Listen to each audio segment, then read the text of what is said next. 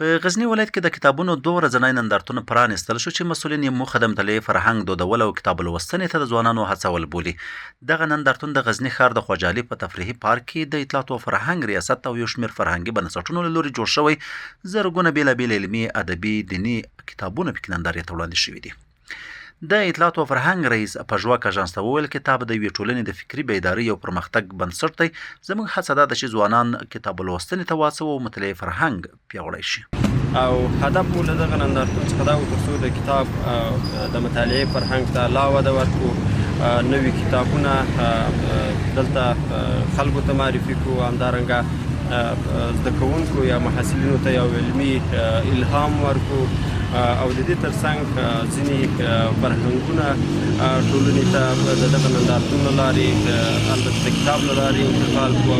په همدې حال کې قومي مشر حاجي محمد امین انصاري وایي کتاب د ټولنې د اصلاح او پرمختګ مهمه وسیله ده او باید ځوانان مطالعه ته واچول شي. نظر به سالهایی که گذشته امسال سطح کتابخوانی در ولایت غزنی کم. ما اینمی است که علما، بزرگان، اساتید پانتونها در مجموع برای محصلین، برای شاگردان فقط روزانه یا روزانه نه بلکه هفتهوار، ماهانه سمینارها را دایر کنه تا گپای خوب برای درباره مفاد کتابخوانی، درباره لذت کتابخوانی برای زیا قصه کنه و در عین زمان بفرمایه که این کتابخوانی قدر لذت داره، این قدر خوب است و این قدر فایده داره، بنان با شاید جوانان و محصلین و متعلمین هم جلب توجهش طرف کتابخوانی شود. بلخوا ګډونوال وایي دا ډول نندارتونونه د مطالعې شوق زیاتوي او باید دوامداره شي.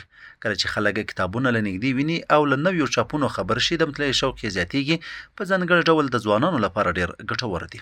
برگزاری همچون نمایشگاه‌ها در سطح ولایت غزنی یک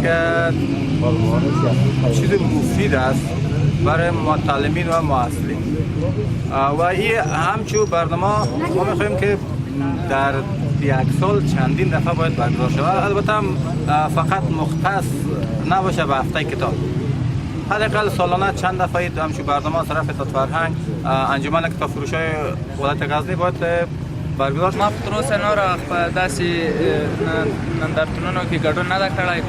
دا مې اول وار ده او ډېر خوشحاله یم چې دلته دغسې رقم کتابونه وینم او نورو ځوانانو ته مې هم دا غوښتنه ده چې دغسې جیانو ته راسي، دغسې نندارتونونو ته او د خپلې خوښې کتابونه واخلي او مطالعه او معلومات زیات. د کتاب پلورنځیو مسؤلین هم وایي سره له دې چې اقتصادي ستونزې د کتاب اخیستنه کمه کړې، خو لا هم ځوانان د بېلابېلو کتابونو لوستلو ته لیوالتیا لري. یو تن کتاب پلورونکی پژواک اژانس ته وویل کله چې خلک نندارې ته راځي، کتابونه له نږدې ویني او له محتوا سره اشنا کېږي، نو د اخیستو شوق هم زیاتېږي. هر کسی که ضرورت به علم نداشته باشه و تشنه علم و دانش نباشه، جزور کسی را ما کش کرده نمیتونیم. بله داره کتاب خریدارای خوبی داره، کتاب صاحبای خوبی را داره، البته علاقه ها، رشته ها مختلف هستند. بازم به هر صورت نظر به سالهای قبل به نظر خود من یک ذره بازار کتابخوانی و کتاب فروشی کمتر شده. نگفته چرا؟ یک علت در نظر من شاهدی باشه که با وجود آمدن کامپیوتر و چپترها بازار کتاب کمک ذره از رونق افتاده. دا په داسې حال کې ده چې فرهنګیان باور لري د کتابونو نندارتونونه او ورته فرهنګي پروګرامونه کولی شي په ټولنه کې د مطالعې دود بیرته پیاوړی کړي.